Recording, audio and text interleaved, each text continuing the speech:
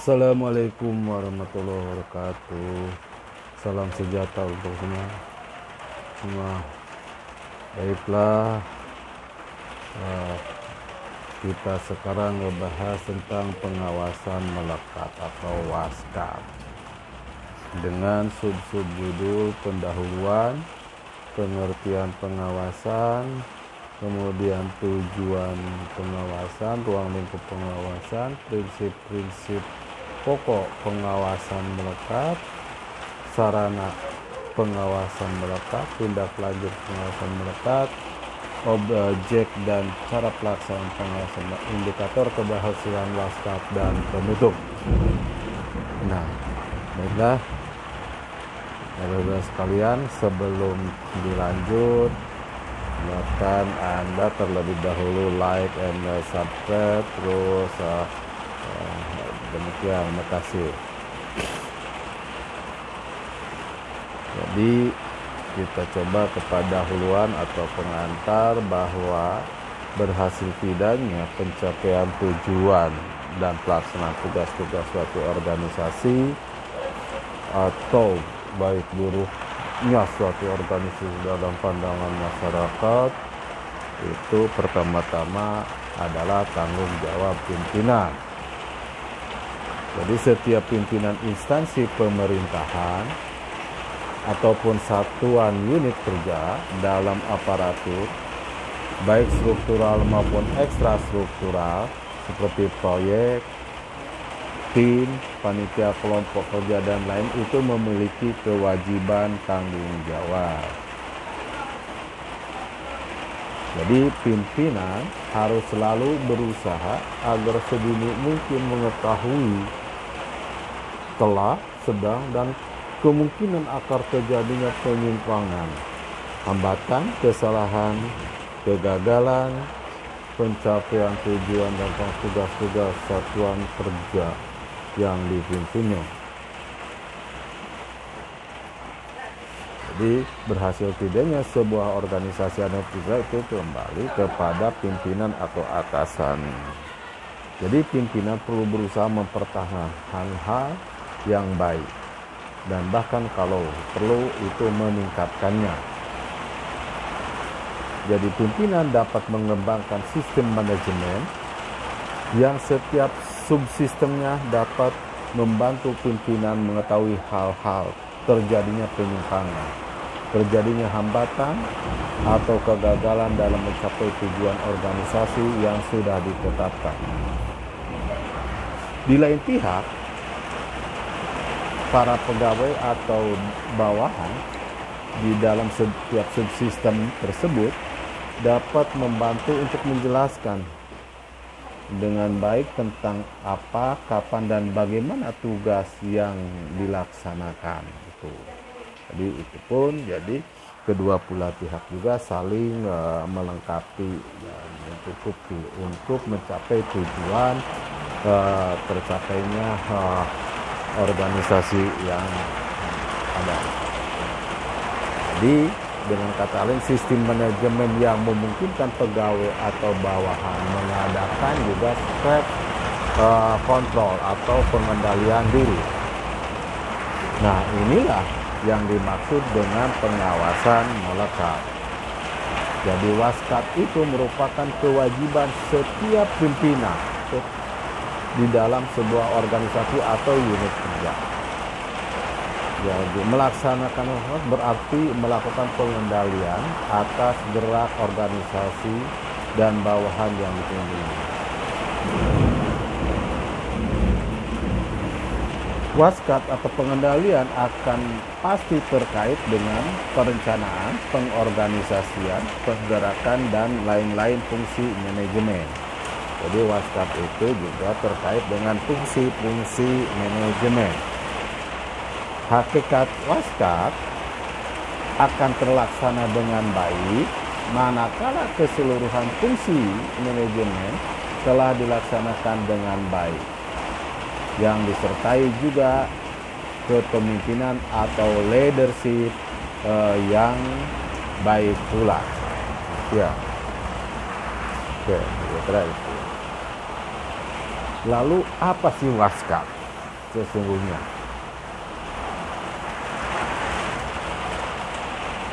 Istilah waskat atau pengawasan melekat digunakan secara formal itu untuk pertama kali itu di dalam Impres nomor 15 tahun 1983 itu tentang pedoman pelaksanaan pengawasan. Kemudian diperbarui selanjutnya dengan Impres nomor 1 tahun 1989. Nah, di pengertian waskat itu serangkaian kegiatan yang bersifat pengendalian yang secara kontinu, secara terus-menerus, secara berkesinambungan dilakukan oleh atasan langsung terhadap bawahannya. Jadi tindakan secara preventif dan represif agar pelaksanaan tugas bawahan tersebut berjalan secara efektif dan efisien sesuai dengan rencana kegiatan dan peraturan perundangan yang berlaku. Lalu siapa aktor yang melakukan pengawasan melekat itu? Aktor yang melaksanakan pengawasan melekat itu atasan langsung. Apa itu atasan langsung?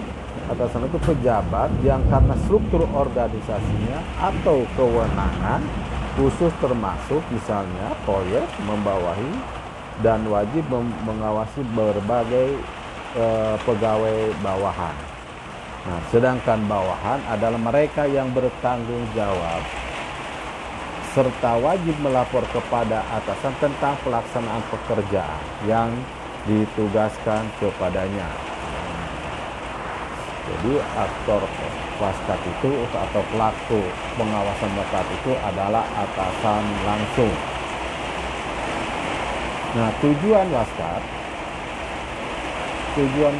ini dilaksanakan dengan tujuan terciptanya kondisi yang mendukung kelancaran dan ketepatan pelaksanaan tugas-tugas umum pemerintahan dan pembangunan, termasuk juga kebijaksanaannya, rencana dan peraturan perundangan yang berlaku.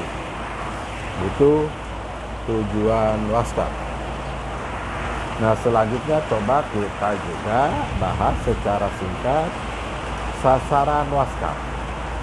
Yang pertama, sasaran waskat itu meningkatkan disiplin serta prestasi kerja dan pencapaian sasaran pelaksanaan tugas. Yang kedua, menekan hingga sekecil mungkin penyalahgunaan kewenangan.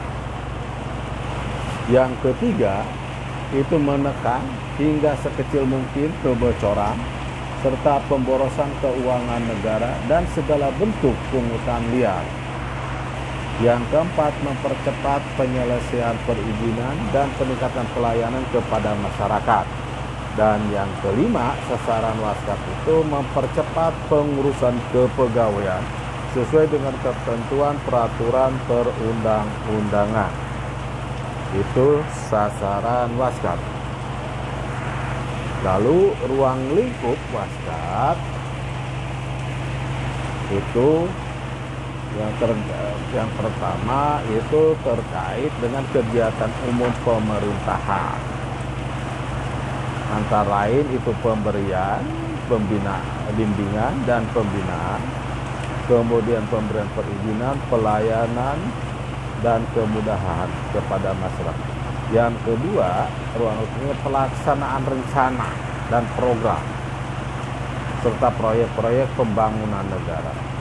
Dan yang ketiga, penyelenggaraan pengurusan pengelolaan keuangan dan lain-lain. Yang keempat itu kegiatan BUMN atau BUMD. Dan yang kelima, kegiatan aparatur pemerintah di bidang yang mencakup kelembagaan, kepegawaian dan ketata laksanaan.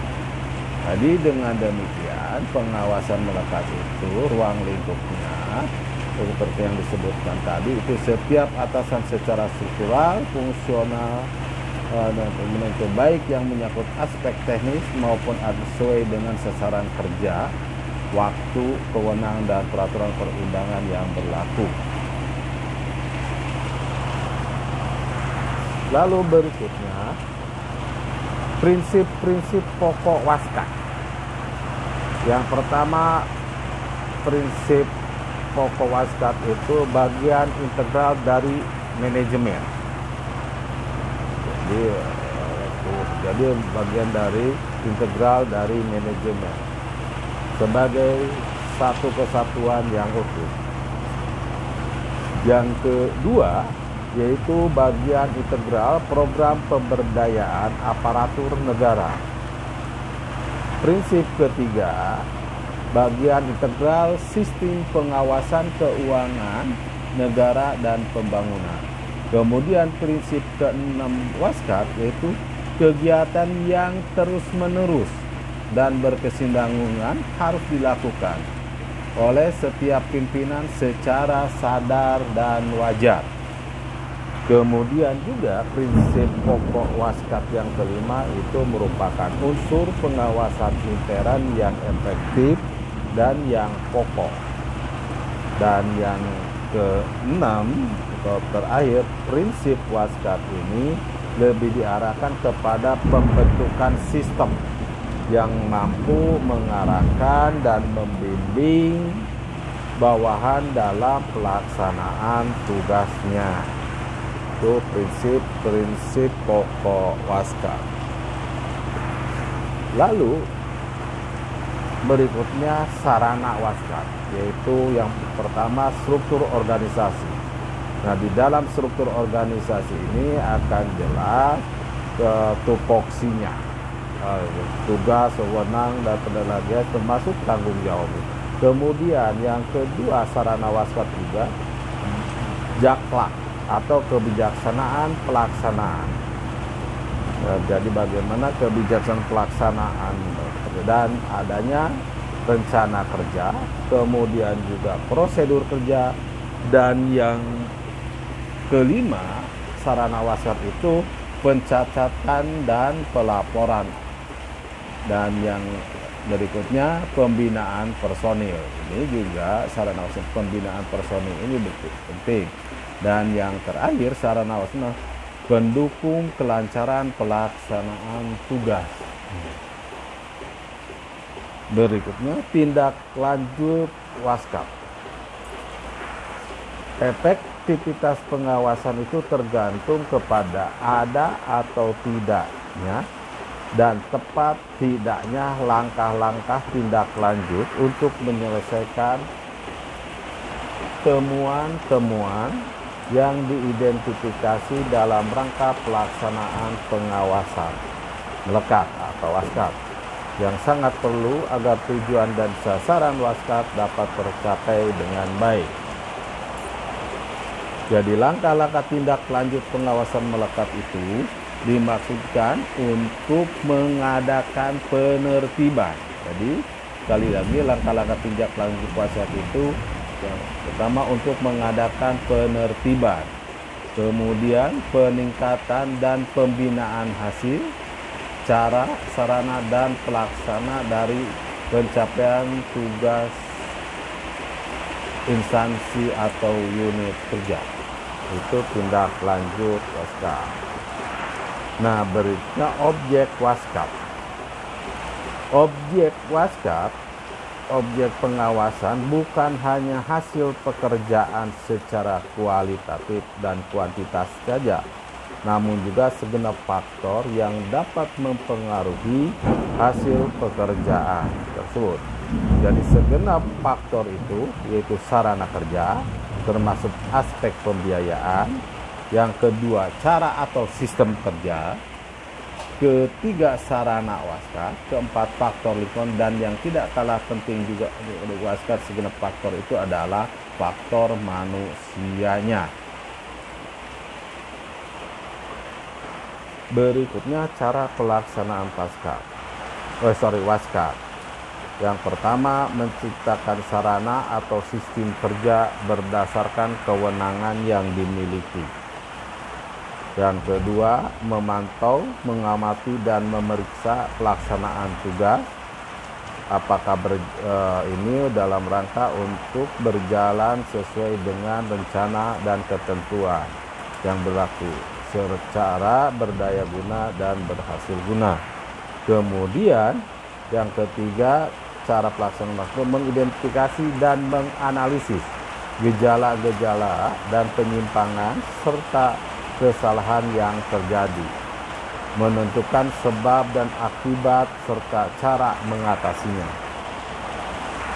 Kemudian berikutnya, merumuskan tindak lanjut dan mengambil langkah-langkah yang tepat sesuai dengan kewenangannya. Dan yang kelima, menjalin kerjasama dengan aparat pengawasan fungsional dan pengawasan-pengawasan lainnya dalam rangka meningkatkan mutu pengawasan melekat. Kemudian yang keenam, meminta laporan dan pertanggungjawaban atas pelaksanaan tugas bawahan. Ketujuh, memberikan penilaian terhadap pelaksanaan tugas bawahan. Dan cara pelaksanaan Waskap yang terakhir adalah membina bawahan agar dapat melaksanakan tugas dengan baik. Jadi Waskap itu adalah sesungguhnya kegiatan manajemen sehari-hari pimpinan. Kemudian indikator Waskap. Yang pertama, meningkatkan disiplin kerja, prestasi dan pencapaian sasaran pelaksanaan tugas. Kemudian berkurangnya penyalahgunaan wewenang, antara lain misalnya diukur dari menurunnya kasus penyalahgunaan terjadi pada instansi yang bersangkutan. Kemudian berkurangnya kebocoran, pemborosan, dan pungli diukur dari menurunnya kasus penyimpangan. Nah, indikator keberhasilan Waskap yang ketiga. Yang keempat, cepatnya penyelesaian perizinan diukur dari tertib tidaknya pelayanan yang diberikan pada masyarakat. Dan yang terakhir, indikator keberhasilan Waskap kepentingan ini cepatnya kepengurusan kepegawaian. Itu diukur dari tertib tidaknya pelayanan yang diberikan kepada pegawai. Itu indikator keberhasilan Waskap. Nah, kalau kita slide tadi kita gambarkan untuk hanya satu slide ya seperti ini lah, gitu. Dan yang terakhir penutup pembahasan mengenai Waskap ini, bahwa Waskap itu dilakukan oleh pimpinan organisasi mulai dari level terbawah sampai level puncak. Pimpinan unit mengawasi atau mengontrol bawahannya, melaksanaan perencanaan yang telah ditetapkan oleh organisasi dalam rangka mencapai tujuan yang telah ditetapkan. Kemudian pimpinan juga melakukan kegiatan pengawasan berupa perintah, arahan, bimbingan, bahkan koreksi, pembetulan, perbaikan, audit, monitoring, evaluasi, dan juga permintaan laporan. Nah, dalam melakukan kegiatan pengawasan atau kontrol tersebut, pimpinan organisasi mendasarkan diri pada dokumen perencanaan dan manualnya. Semua itu dilakukan melekat dengan kegiatan manajemen sehari-hari. Jadi Waskap ini sekali lagi sesungguhnya kegiatan sehari-hari manajemen yang harus dilakukan oleh pimpinan organisasi atau unit kerja atau satuan kerja di instansi pemerintah. Demikian paparan singkat mengenai materi Waskap ini. Oke, sebelum saya menutup, saya mengingatkan kembali, silakan like and subscribe. Terima kasih atas perhatiannya. Wassalamualaikum warahmatullahi wabarakatuh.